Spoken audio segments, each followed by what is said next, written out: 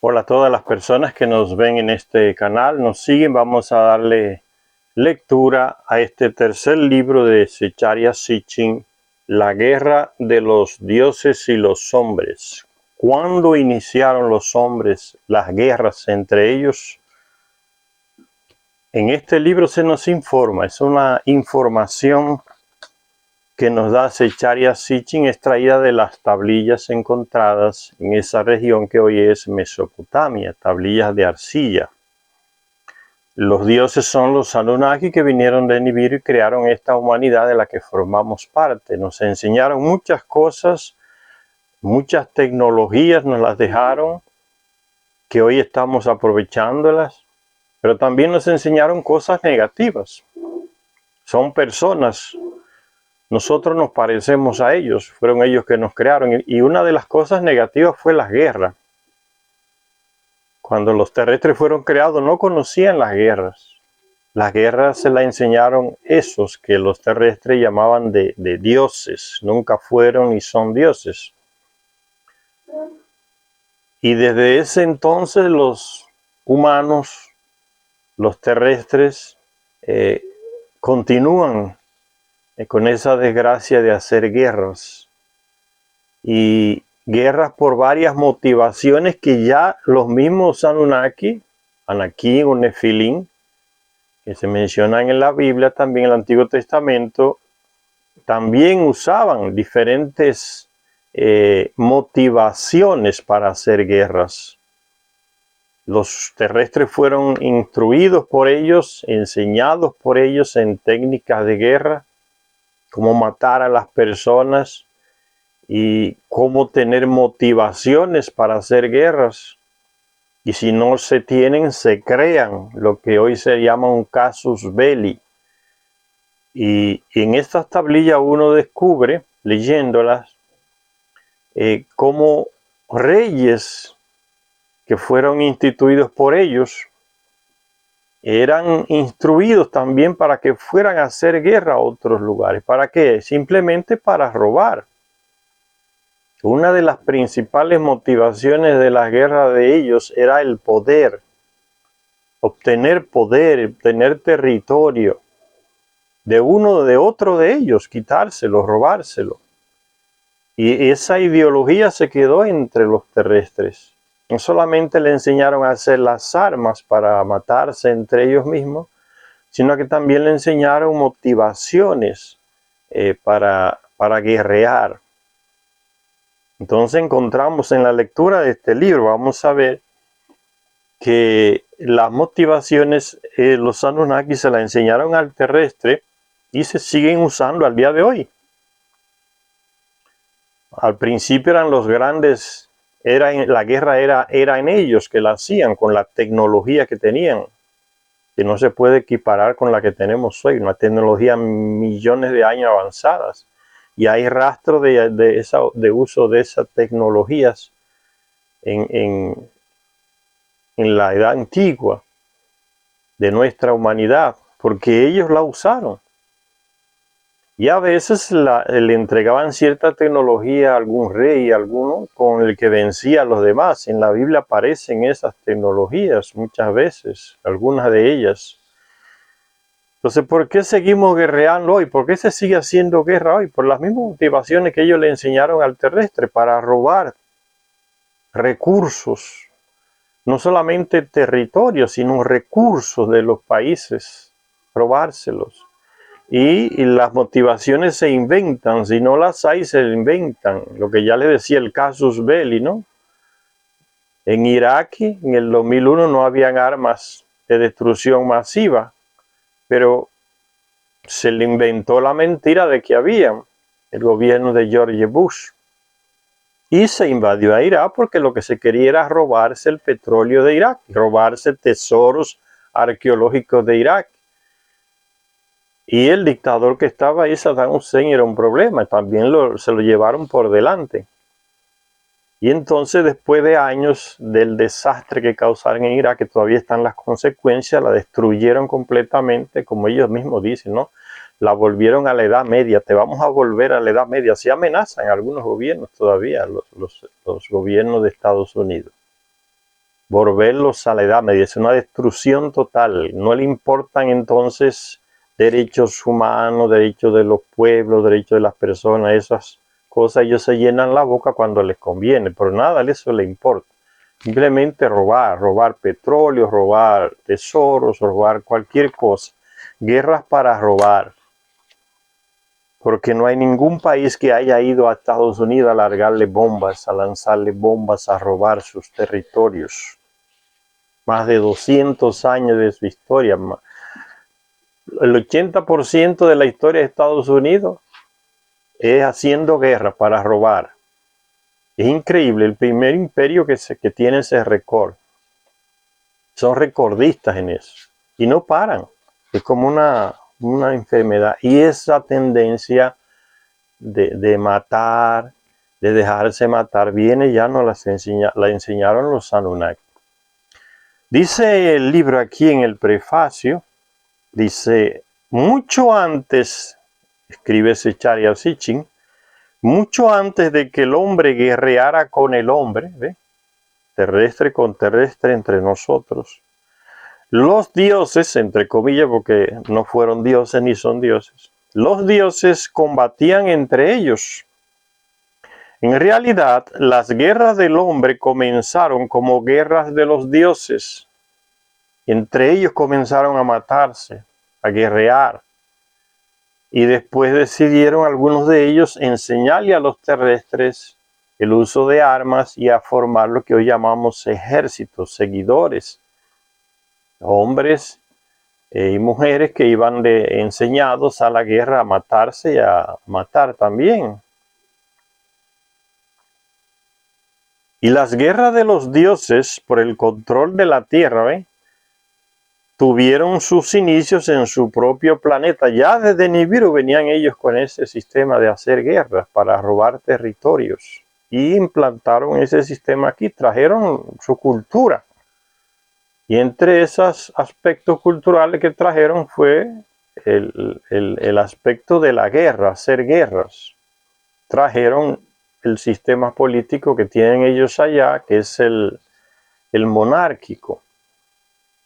Y dice, y así fue que la primera civilización de la humanidad, Zecharia Sitchin dice aquí la primera civilización de la humanidad, porque Zecharia Sitchin parece que cuando escribió estos libros no tenía acceso a otros documentos donde se nos menciona y se han encontrado rastros de eso, de que en este planeta existieron otras civilizaciones, primero que nosotros.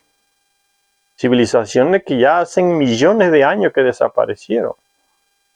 ¿Dónde fueron? No sabemos. Pero hay rastro de esas civilizaciones. Los Anunnaki llegaron aquí hace miles de años. 400.000, 500.000 años. Pero millones de años antes ya aquí en el planeta habían otras civilizaciones que se desarrollaron. Entonces, aunque Zecharia Sitchin dice aquí, y así fue que la primera civilización, no es la primera civilización. Esta civilización de la que nosotros formamos parte, que fue creada genéticamente por los Anunnaki. Eso es mejor entenderlo desde ese punto de vista. Y así fue que esta civilización, esta humanidad sucumbió en un holocausto nuclear. O sea, todo ese enseñamiento de guerras a matarse y a matar desembocó en la destrucción de esa gran civilización que fue la civilización sumeria, provocada por el mismo uso de armas atómicas de los Anunnaki. Los terrestres no tenían esa tecnología. Entonces los Anunnakis entre ellos hacían la guerra y causaron ese desastre en esa región de lo que hoy se llama Mesopotamia. Por eso dice aquí Zecharia Sitchin en el prefacio, y así fue que la primera civilización de la humanidad sucumbió en un holocausto nuclear. Fue ahí en Mesopotamia.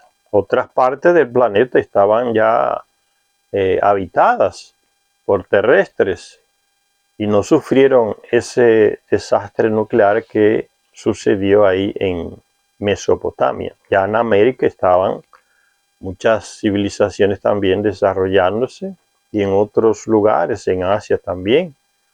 Entonces se está refiriendo a esa región específica, ahí en Mesopotamia, el desastre nuclear que sucedió ahí. Y dice Zecharia Sitchin, terminando el prefacio, esto es un hecho, no una ficción. O sea, Zecharia Sitchin en sus libros, sacados de la traducción que él hace de las tablillas, de los pocos personajes que podían traducir las tablillas sumerias, era Zecharia Sitchin, después de más de 30 años de estudio y de trabajo dedicado a eso. Y que muchos especialistas, expertos europeos y estadounidenses han planteado ese engaño que corre hasta el día de hoy de que esas informaciones son simplemente mitologías o leyendas para que el mundo crea que la mentira esa, ¿no? De que eso no sucedió nunca. Zecharia Sitchin es de los pocos expertos que se atreve a decir, no, eso no fue mitología, no son leyendas. Por eso él recalca, son hechos, no es ficción. Y todo se plasmó por escrito hace mucho tiempo en las crónicas de la tierra, los libros que él escribe tomados de las tablillas sumerias. Entonces ese es un punto central a la hora de uno leer los libros de Zecharia Sitchin. De los tantos expertos que fueron a Mesopotamia a excavar y encontrar las tablillas, el único que se atreve a dar esa visión de lo que realmente está escrito, de una civilización de personas que vinieron en naves de otro planeta, el planeta Nibiru, que crearon al ser humano, que es lo que formamos, esta humanidad de la que formamos parte con un trabajo de manipulación genética. Él, el único que se atrevió a plantear lo que estaba en las tablillas fue él. Por eso él recalca siempre en sus libros. Los expertos dicen que es mitología, que es ficción. Entonces a esas afirmaciones él siempre le pone después, pero, o sea, él estudia, traduce y va desvendando. Por eso es que los libros de Zecharia Sitchin, como sucede siempre con personas que van en contra de las mentiras de los imperios, para que la gente crea las mentiras que ellos, o manipular la historia como ellos quieren que sea. Esos personajes que hacen el camino contrario siempre son echados a un lado, son controlados, a veces son asesinados, desaparecen, sus obras se queman, desaparecen, son secuestradas. Por eso es difícil encontrar. Esos son los signos de que las personas que están diciendo algo contrario a lo que dice la gente del sistema que controla todo, sufren cuando comienzan a decir las cosas como son, a no mentir, porque la mentira es una política de Estado de los imperios, siempre ha sido, hasta el día de hoy. Entonces en sus libros Zecharia Sitchin siempre recalca eso. Los expertos dicen que son mitología, que son ficciones, que son cosas que tienen que ver con las creencias religiosas, más nada, y descalifican esas informaciones. Zecharia Sitchin se encarga de ponerle siempre un pero las tablillas dicen esto y esto y esto, está escrito ahí. Entonces este prefacio breve de Zecharia Sitchin de este libro, La guerra de los dioses y los hombres, nos va a ir guiando en esta lectura que vamos a hacer de este libro y nos va a ir desvendando a través de la historia de esta humanidad de la que formamos parte, cómo las guerras surgieron, quiénes las iniciaron, cómo el terrestre se envolvió en las guerras hasta el día de hoy no consigue parar. Son pocos los tiempos de paz después que los Anunnaki le enseñaron al terrestre a guerrear. Pocos los tiempos de paz que ha tenido esta civilización. Y seguimos con esa desgracia hasta el día de hoy. Porque hay gente que ya se acostumbró a vivir de las guerras, a enriquecerse con las guerras. Cuando no hay guerras, ellos empobrecen. Cuando no hay guerras, ellos no pueden vender sus armas. para que otros se maten. Por eso quieren la guerra y la promueven. Y es lo que está pasando en Ucrania. Hace mucho tiempo que ustedes no ven en las noticias el pueblo ucraniano manifestándose. La prensa europea y la prensa que tenemos en este continente controlada por los estadounidenses, y sus servidores, las clases más altas que les sirven, han eliminado completamente cualquier palabra que pueda expresar el pueblo de Ucrania. Ustedes no van a encontrar ni una vez en cualquier de estos medios de comunicación, revistas, televisión, cine, internet, al pueblo de Ucrania manifestándose sobre la guerra. No hay ningún periodista que vaya a Ucrania y diga el pueblo se está manifestando, pues no hay. Solo se está diciendo lo que dice el muñeco que pusieron ahí llamado Zelensky, el payaso ese. Y lo que dicen algunos militares, lo que dice el presidente de Francia, que le va a mandar tantas armas, el ministro de Alemania, la ministra de Italia, el ministro de España.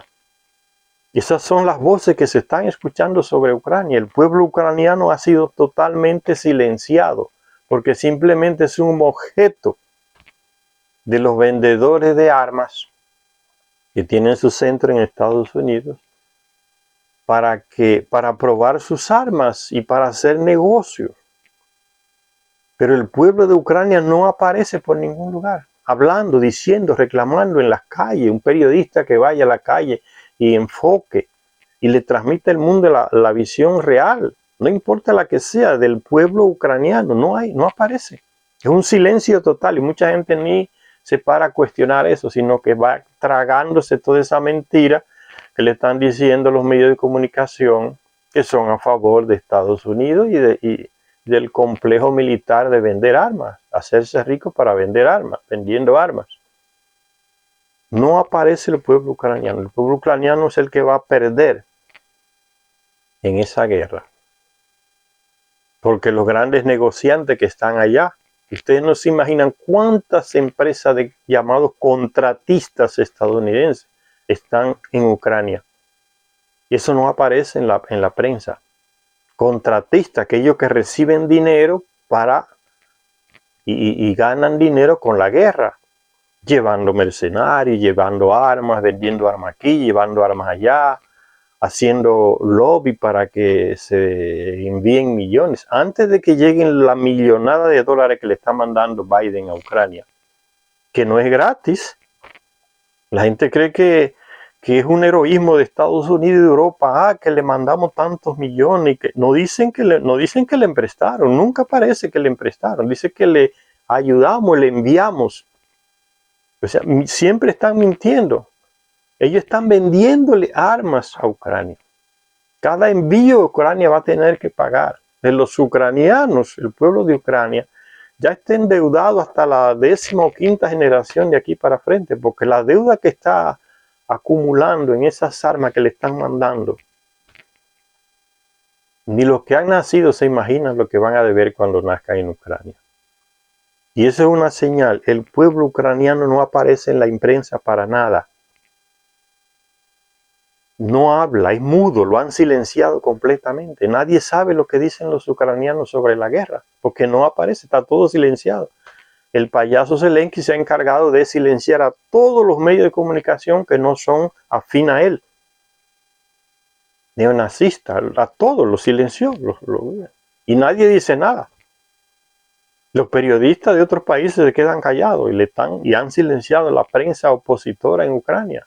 A los líderes políticos opositores en Ucrania lo han silenciado. Los que no están presos han tenido que salir corriendo a otros países, lejos de Ucrania. Entonces solo se oye esa versión del gobierno ucraniano, de Estados Unidos, de Francia, de España, de esos medios que están ganando dinero con esa guerra. Y el pueblo ucraniano simplemente está siendo usado. Porque la guerra no es entre Ucrania y Rusia, es entre Estados Unidos y la OTAN contra Rusia. Porque son ellos los que están colocando las armas. Los ucranianos simplemente están colocando cuerpos, hombres, muriéndose por miles, siendo matados por miles, enviados a morir. para que todo ese conglomerado de contratistas, de militares que se enriquece vendiendo armas. Y ya lo han dicho algunos en Estados Unidos, no nos importan los ucranianos, nos importa el negocio. Cuando ya no se envíe más dinero a Ucrania, todos esos contratistas salen de ahí y se van. A los ucranianos se lo lleva quien lo trajo. Van a morir en la miseria. Porque el desastre económico que viene en Ucrania cuando termine esa guerra, nadie se lo está imaginando. Entonces, estos libros de Zecharia Sitchin, este libro nos habla de esa desgracia, de la guerra entre los terrestres. ¿Dónde tienen su origen? Por eso es bueno conocer el origen de las cosas para uno no dejarse engañar.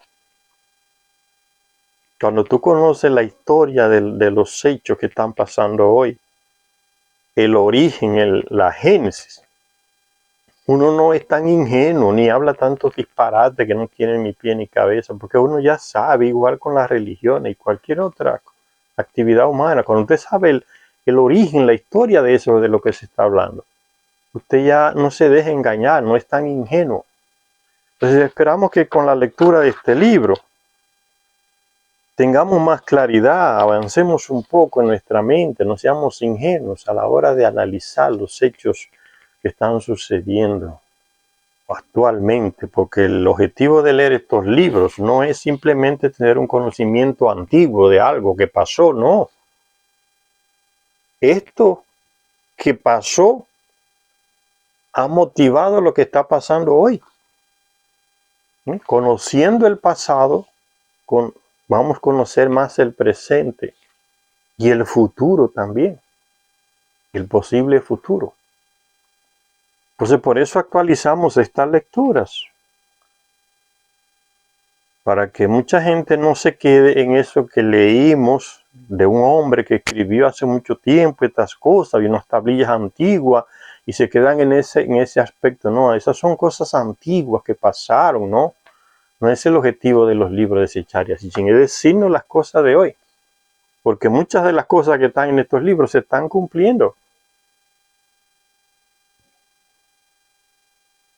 Dice, terminamos entonces ese pequeño prefacio y dice, la parte primera, dice del libro, las guerras del hombre. En la primavera de 1947, un muchachito que buscaba una oveja de su rebaño, perdida en los estériles acantilados que se elevan sobre el Mar Muerto, ahí en lo que hoy es Palestina, Israel, descubrió una cueva en la que encontró unas vasijas de barro en cuyo interior se hallaban ocultos unos manuscritos escritos en el idioma hebreo. El contexto de este descubrimiento que hace ese muchachito de unas jarras de barro con unos papiros adentro, unos textos escritos adentro. El contexto es esa región ahí de Palestina, el Mar Muerto. ¿Por qué el Mar Muerto? Mucha gente es muy ingenua con eso del Mar Muerto. No, porque ahí no crece nada, es muy salado. Eso es falso, no es por eso. Hay bacterias, seres vivientes que viven en esos tipos de ambientes salados. Entonces no es por la sal. Es que ese Mar Muerto es fruto de un ataque nuclear que hicieron algunos Anunnaki. Y que ese bombardeo en ese lugar secó casi la mitad del Mar Muerto y lo dejó contaminado, porque fue un ataque nuclear, como cuando lanzan una bomba nuclear.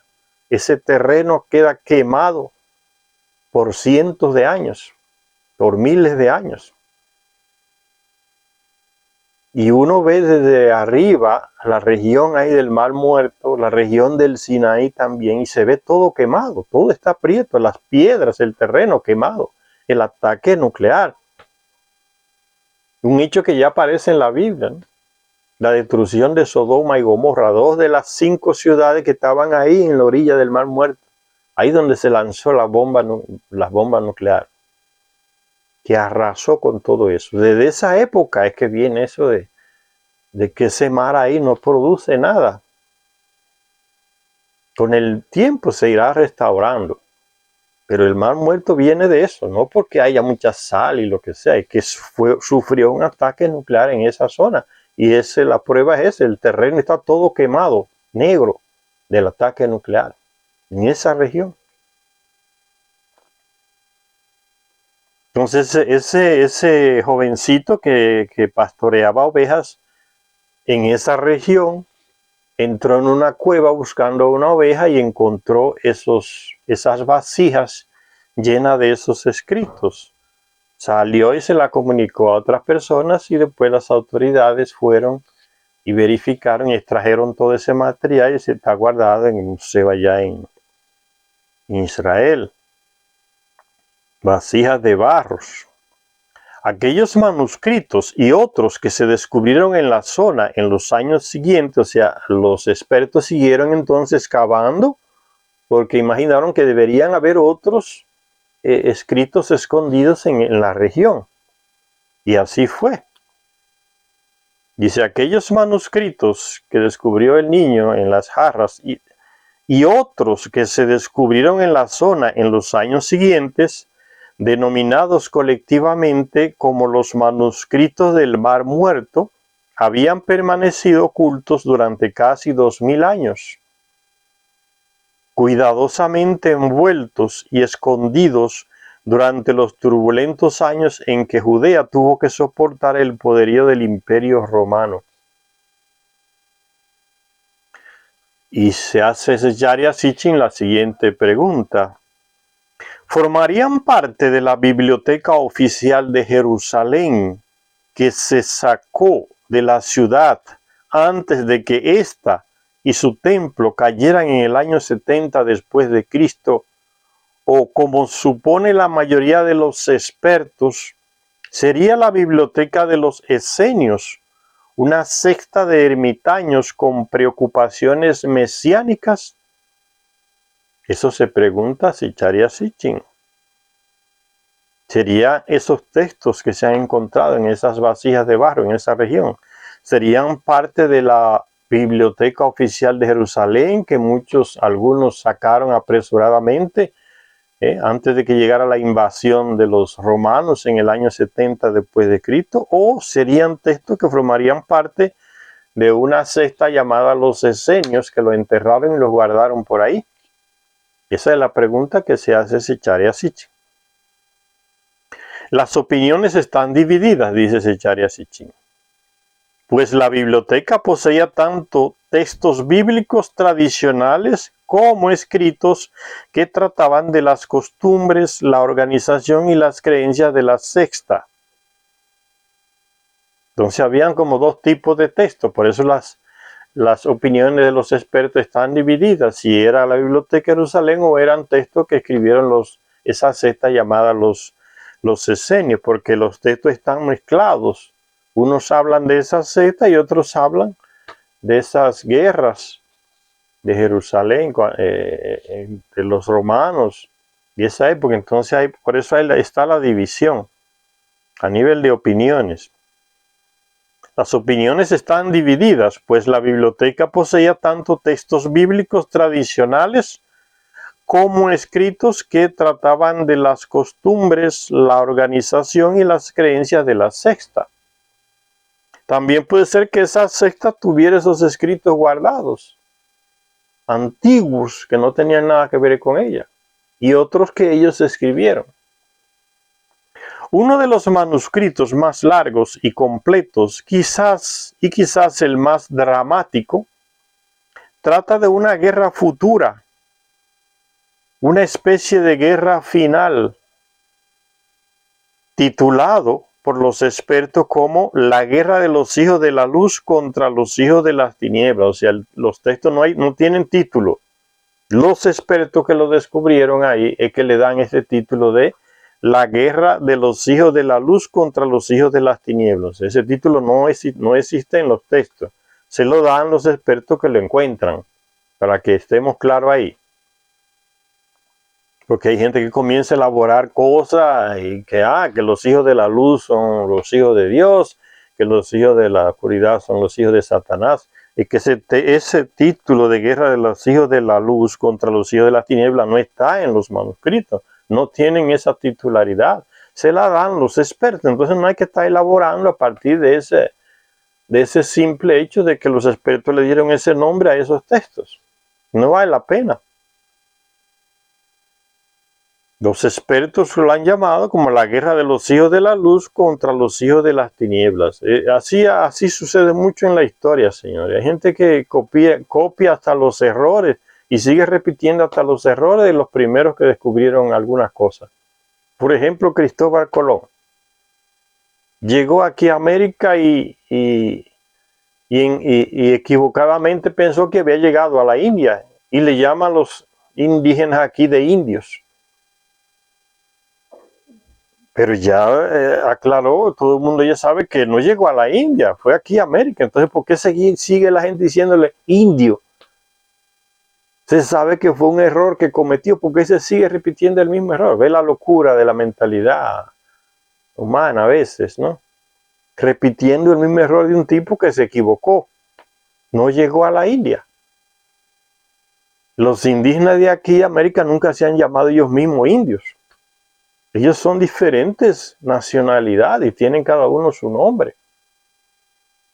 Pero hay gente que insiste, ¿no?, en seguir el mismo error de Cristóbal Colón. O sea, como que hay que aceptar el error. Es un error, no puede seguir atrás de un error. Esa es mentalidad de gente burro, ¿no? Seguir atrás de un error, repitiendo un error. Usted sabe que un error, ¿cómo lo va a repetir? No son indios.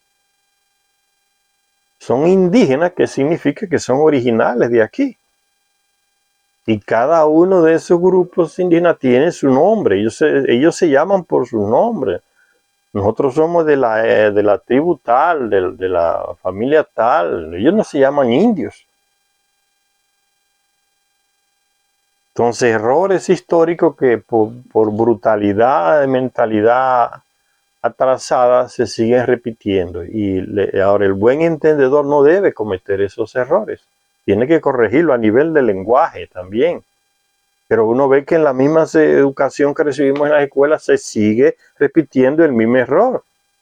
Y las generaciones siguen hablando de una cosa que está equivocada, un error. No son indios. Que él nunca llegó a la India. Uno de los manuscritos, entonces, dice la lectura, que los expertos le han puesto como título la guerra de los hijos de la luz contra los hijos de las tinieblas, porque habla de una guerra. Dice parece que el manuscrito más largo y completo, que trata de una guerra futura que se desarrollará. Y los expertos le han puesto el título de la guerra de los hijos de la luz contra los hijos de las tinieblas. Y este texto prevé la propagación de una guerra a partir de unas batallas que involucrarían a los vecinos inmediatos de Judea, ahí en Palestina, y que incrementarían su ferocidad y su alcance hasta lograr implicar a todo el mundo antiguo. ¿A qué es que ellos le llaman el mundo antiguo? A esa región ahí en el Medio Oriente, Palestina, Mesopotamia, parte de Turquía ahí, de Siria. Ese es el mundo que ellos conocen. La guerra sería ahí. Pero todo el mundo ya sabe que el mundo es más grande. América está aquí. Estaba poblada. Asia está allá, estaba poblada, ¿no? En Europa había muchas tribus. Entonces, estas cosas cuando uno las lee hay que tomarlas en su contexto, ¿no? Que esa ferocidad de esa batalla futura y su alcance hasta lograr implicar a todo el mundo antiguo. Mentalidad de pensar que ellos son el mundo porque es lo poco que conocen ahí. No conocían más nada. Entonces para ellos es el mundo. Y esa mentalidad limitada sobre las sociedades sigue hasta el día de hoy. Fíjense, le voy a poner un ejemplo. Hay gente que crece en una isla y nunca sale de su país pequeño, ¿no? Una isla es un país pequeño. Entonces la mentalidad de ese personaje es como del tamaño de esa isla. Él mide la distancia desde lo que él conoce en su isla, ¿no? En esas islas uno puede andar 300 kilómetros y es un viaje larguísimo, porque él está acostumbrado a ver solamente esa distancia, a caminar esa distancia, a recorrer esa distancia, o sea en animal, sea en carro, en lo que sea. 500 kilómetros recorrer para él, eso es demasiado. Que él está dentro de su pequeño territorio y todo le parece, para él ese es el mundo. Cuando él visita otro país del continente que tiene miles, 3.000, 2.000, 4.000 kilómetros de un lugar a otro, ahí es un choque. ¿Qué es esto? 3 días viajando. En mi país 500 kilómetros, 300 ya es demasiado. Y aquí 3 días viajando, o sea, él se abre a otro aspecto, pero vivía en ese encerramiento de que la distancia en su país era como lo máximo, que esa es su experiencia. Incluso en esos países pequeñitos hay gente que nunca visita una parte de la isla, porque hay que es muy lejos. Y tiene imaginaciones de que esa región para allá es una región extraña, que la gente habla de otra manera. Es el mundo pequeño que él conoce. Y nunca va por esos lugares. Yo nunca conseguí viajar por allá. Fulano mató uno por aquí, se fue para allá, lejos. Ellos hallan que eso es lejos. 200 kilómetros, 300 kilómetros, 400 kilómetros. Cuando esa gente criada así en esas islas va al continente y tiene que caminar 4 días o viajar en vehículo 3, 4 días, 5 días, entonces descubre que el mundo no es aquel pedacito de tierra en el que él hallaba las distancias tan grandes. Entonces la misma mentalidad, ¿no? Cuando uno lee estos textos, la gente que hablan del mundo, va a ser una guerra del mundo, todo el mundo de ellos, que ellos conocían. Simplemente eso. Eso no puede dejarse llevar por las limitaciones de las personas que solo conocían esa parte de la región de nuestro planeta donde viven, donde vivían. Mundo antiguo, como que el mundo antiguo es ese pedacito ahí nada más. Mundo antiguo, y aquí había mundo antiguo, en América, en Asia, en Europa, en África, eso era mundo antiguo también, pero ellos no lo conocían. Por eso hablan de una guerra en el mundo antiguo. Los otros no estaban ni siquiera en guerra. A otras partes del planeta.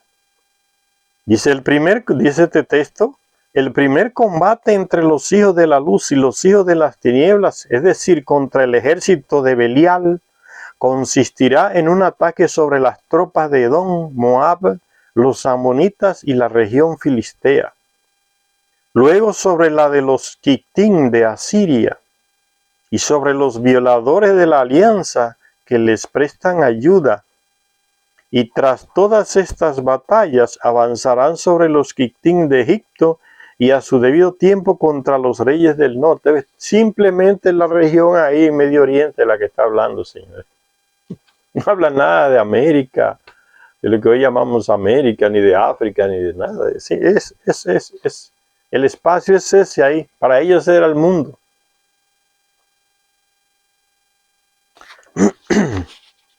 Y sigue, dice, el manuscrito profetiza que en esta guerra de los hombres, el Dios de Israel tendrá un papel activo. Los Anunnaki, llamados dioses, les enseñaron a los terrestres a guerrear por diferentes motivos, les enseñaron los motivos también para guerrear, para hacer la guerra, para procurar la guerra, para romper la paz. Todo eso se le enseñaron los Anunnaki a los terrestres, que se sigue haciendo al día de hoy. Romper la paz de alguna manera, porque la guerra le da cierto beneficio a cierto tipo de gente. El manuscrito profetiza que en esta guerra de los hombres, el Dios de Israel tendrá un papel activo. Es guerra entre los terrestres, los hombres, pero los llamados dioses también intervienen. Dice el texto, el día que caigan los Quitín, no dice quiénes son los Quitín, habrá un poderoso combate y una gran matanza en presencia del Dios de Israel. Y hay gente que dice que el Dios de la Biblia es un Dios misericordioso, ¿no? Y los textos de los musulmanes dicen, Alá, Dios misericordioso. ¿Sí? Pero te matan si tú hablas alguna cosa en contra de Alá, te meten una cuchillada, te cortan el pescuezo, el cuello, y dicen que Dios es misericordioso, siguen diciendo, ¿no? Pero hablan algo en contra de Alá, o como hacían los cristianos, ¿no? Que quemaban al que hablaba en contra de las normas que mandaba la iglesia a creer, en contra de la Virgen, de Jesucristo, quemado vivo. Ven la hipocresía, ¿no? Y dicen que el Dios de la misericordia. Bien, lea la Biblia, el Antiguo Testamento, va a ver que usted va a encontrar que lo que menos tiene ese Dios de la Biblia es misericordia. Que siempre está alentando guerra. Quemen todo, maten a todo el mundo. Entonces no es nada de misericordia. Igual en el Corán, que Dios es misericordioso, Alá el gran, es falso. La historia de los hechos demuestran que no es. Ni entre ellos, mucho menos con relación a los que no son de su religión. Son los que no creemos en el Islam, somos eternamente infieles. Solo si uno se mete ahí ya deja de ser infiel. Que son sectas, estas grandes religiones, y los judíos igual. Dice, el día, dice ese texto del Mar Muerto, el día que caigan los Quitín habrá un poderoso combate y gran matanza en presencia del Dios de Israel. Él mismo va a presenciar el ataque y no hace nada, se deleita mirando que se maten, se degüellen. Pues ese es el día que él designó desde antaño para la batalla final contra los hijos de las tinieblas. Ahí termina el texto, el Mar Muerto. Y dice Secharia Sitchin, el profeta Ezequiel, en el Antiguo Testamento, ya había profetizado la última batalla en los postreros días, que implicaría a Gog y a Magog, y en la cual, en la tal batalla, el mismo Señor arrebatará el arco de tu mano izquierda y hará que caigan las flechas de tu mano derecha. Pero el manuscrito del Mar Muerto va más allá, al anticipar la participación de muchos dioses en las batallas entregados al combate hombro con hombro al lado de los terrestres o mortales, como le llaman en esos textos, porque el terrestre pensaba que esos llamados dioses nunca morían, porque tenían un ciclo de vida más amplio, tienen un ciclo de vida más amplio que el terrestre de este planeta. Entonces, hablan del mortal refiriéndose a nosotros los terrestres, y de ellos como si fueran inmortales, que nunca lo han sido. Nacen, crecen y mueren igual que nosotros, solo que tienen un ciclo de vida más largo. Por eso hacen esa diferencia, ¿no? Los mortales y los inmortales, pero la realidad es otra. Dice, pero el manuscrito del Mar Muerto va más allá, al anticipar la participación de muchos dioses, ¿ves? Muchos dioses, o sea, son muchos de ellos que van a participar, los Anunnaki. La participación de muchos dioses en las batallas, entregados al combate hombro con hombro al lado de los mortales. Los Anunnaki desenvolvieron una adicción por la guerra, con tal de que se mataran ellos mismos o hicieran que se mataran los terrestres. Les encantaba eso, encantaba entre comillas, matar miles de terrestres y mandar que mataran a miles de terrestres. Y las pinturas están por ahí. En no siendo ellos, no importa que se mataran, matar miles, mate todo mundo, queme todo, arrase todo. No importa, mujer, niño, viejo, anciano, animal, arrase con todo. Y no somos nosotros, son los terrestres que se acaben con todo. Ellos después se reproducen de nuevo. Señores, no es lo mismo que está pasando hoy. Cuando los contratistas de Estados Unidos dicen no nos importan los ucranianos, que luchen hasta el último ucraniano, le está diciendo exactamente lo mismo. En no siendo uno de nosotros, los contratistas, lo que estamos ganando con la guerra, no importa que se mate hasta el último ucraniano. Simplemente son objetos para nosotros. Necesitamos esos objetos para hacer la guerra, que lleven las armas y tiren y disparen. Y los otros le respondan. Eso no nos está afectando, nos está dando dinero. Es la misma mentalidad, ¿no? Ven, por eso le estaba diciendo que estos libros no es para leerlos como algo que pasó, una cosa antigua, un documento antiguo, no. Es para que veamos cómo esto se está manifestando el día de hoy. Que es exactamente igual.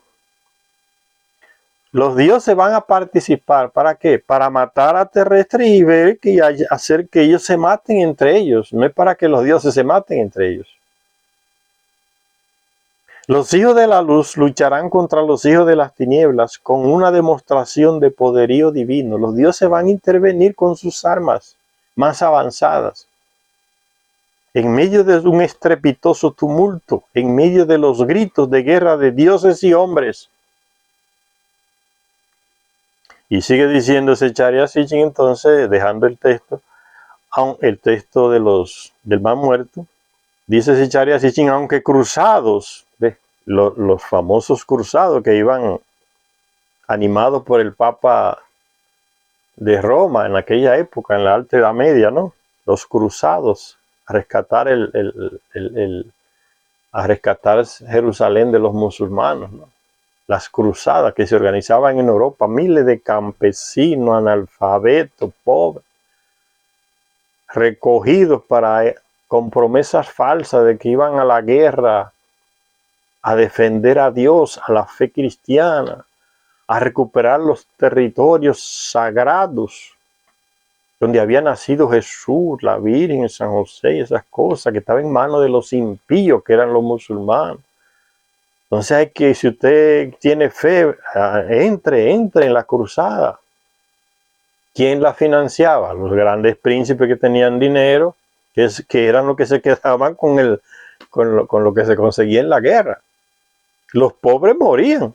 Esto era carne de cañón. Verán por miles caminando días y días, semanas, desde Europa hasta allá, hasta Palestina, a recuperar los lugares sagrados. Que esos lugares nunca fueron sagrados. Ahí, en esos lugares donde se ha matado más personas, hasta el día de hoy se sigue haciendo así. Lo siguen haciendo los israelitas contra los palestinos. Cada día matan y disparan y matan. Hay que ser bastante estúpido para decir que esa es tierra santa, señores. ¿Cómo es posible que siga la gente hablando de esa estupidez? La tierra santa. Nunca ha parado de matar gente en esos territorios. Se ha parado de matar gente. Desde la antigüedad hasta el día de hoy. Y dice, aunque cruzados, los cruzados, las grandes cruzadas, animadas por esos papas en Europa, aunque cruzados, sarracenos, los sarracenos son los musulmanes,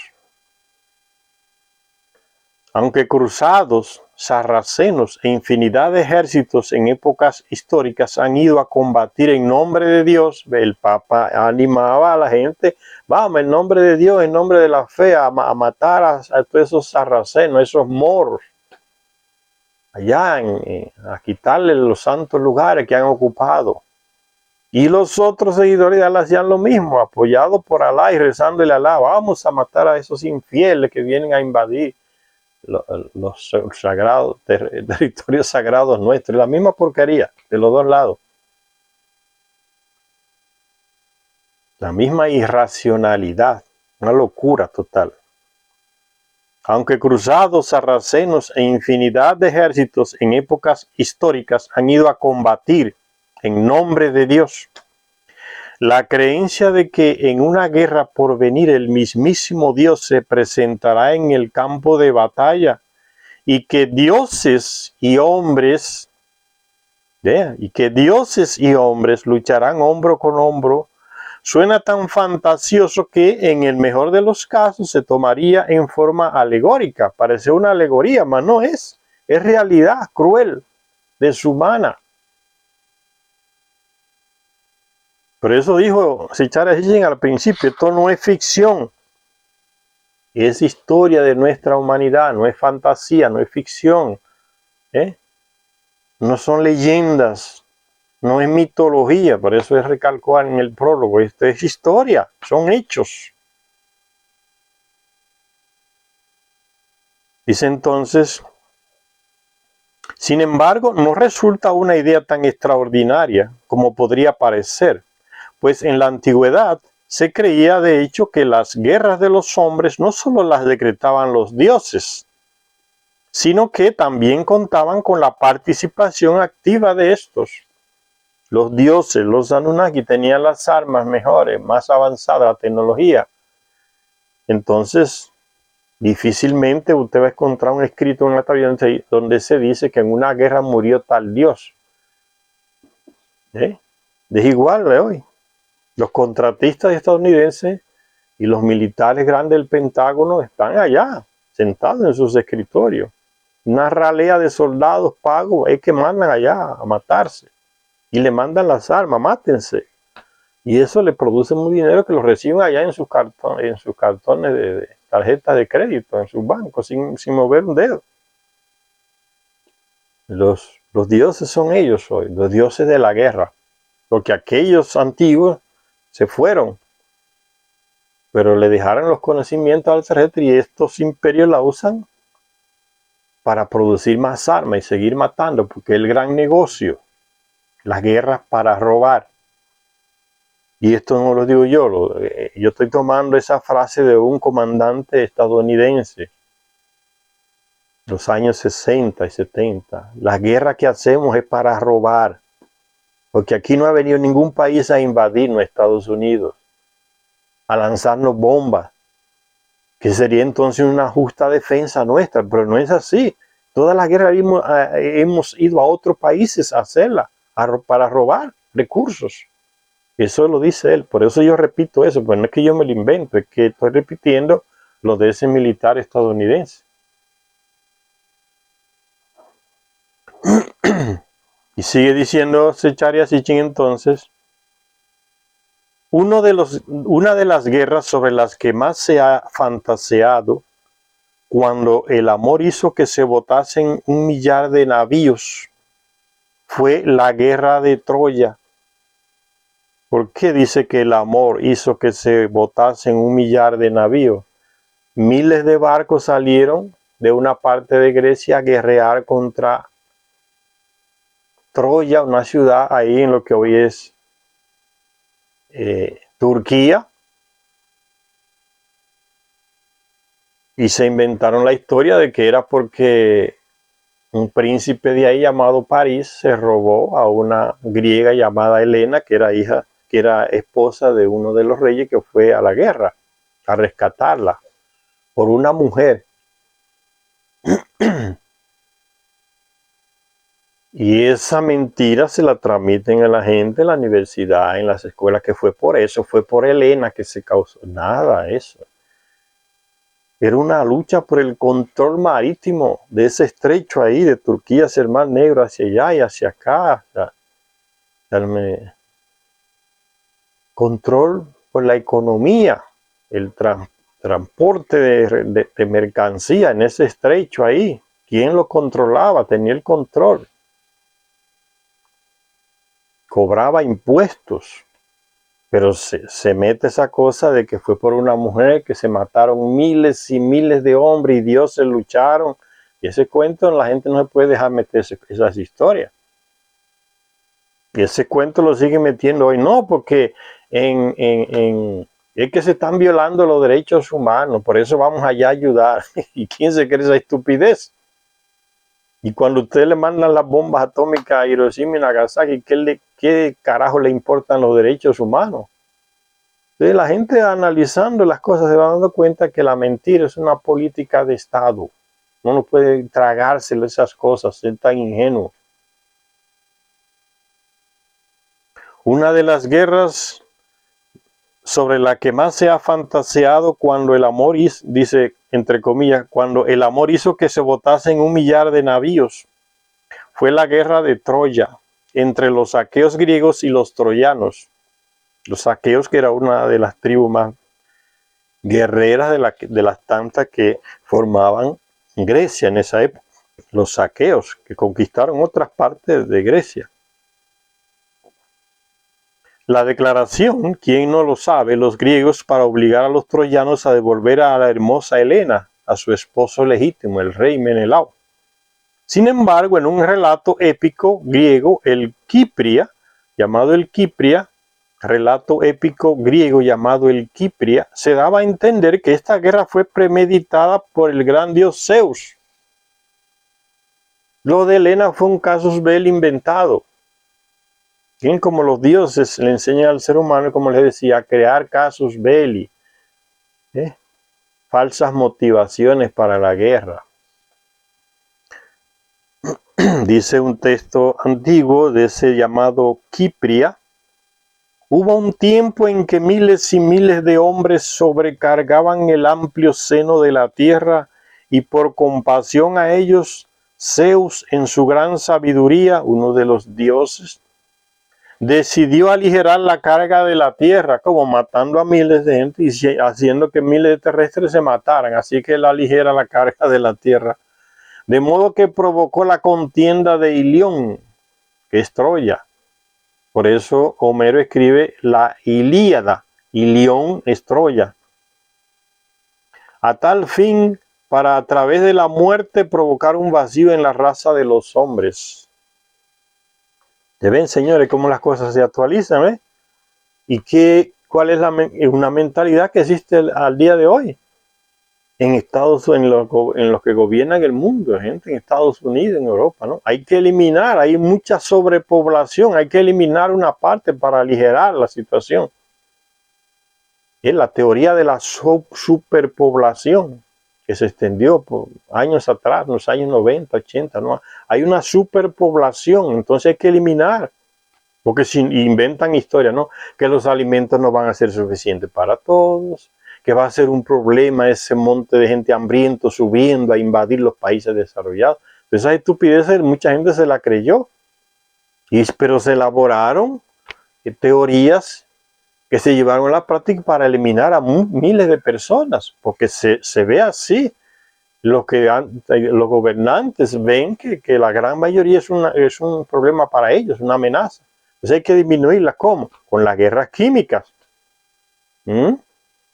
¿Quién es el que ha elaborado virus químicos y lo sigue haciendo hasta el día de hoy, que se han extendido por ciertas regiones? De repente aparecen como si fuera de la nada. En tal país un virus y mató millones. Guerras biológicas que ya se usaban en la antigüedad. Guerras biológicas para exterminar poblaciones enteras, razas enteras. Uno puede ser ingenuo, señores. El COVID fue creado en un laboratorio de Estados Unidos, parece de los laboratorios que están en Ucrania. Y ahora ya apareció la noticia, laboratorios en Estados Unidos crean un virus más fuerte que el del COVID. Se contamina más rápido. ¿Para qué? Para hacerle el bien a alguien. Son armas biológicas para atacar. Tienen a Rusia rodeada casi de cientos, más de 300 descubrieron en los documentos que se conquistaron los rusos en Ucrania. Laboratorios financiados por Estados Unidos y algunos países europeos, produciendo material químico de guerra biológica. ¿Para qué? Para curar a la humanidad, para salvarla. Son elementos de guerra biológica, para hacer guerras. Y sabían hacia dónde iban las aves para mandarlo a través de las aves, estudiando el trayecto de las aves, hasta dónde, cuáles son las aves que migran cada año hasta tal lugar de Rusia. Pues le metemos el virus en esas aves y cuando van allá lo sueltan. Guerra biológica que ya en las historias de los griegos se menciona, las guerras biológicas. Señores, vamos a hacer una parada por aquí. Y después continuamos con la lectura de este libro de Zecharia Sitchin, el tercero que estamos leyendo, La guerra de los dioses y los hombres. Muy actual, señores. Gracias a todas y a todos los que nos ven.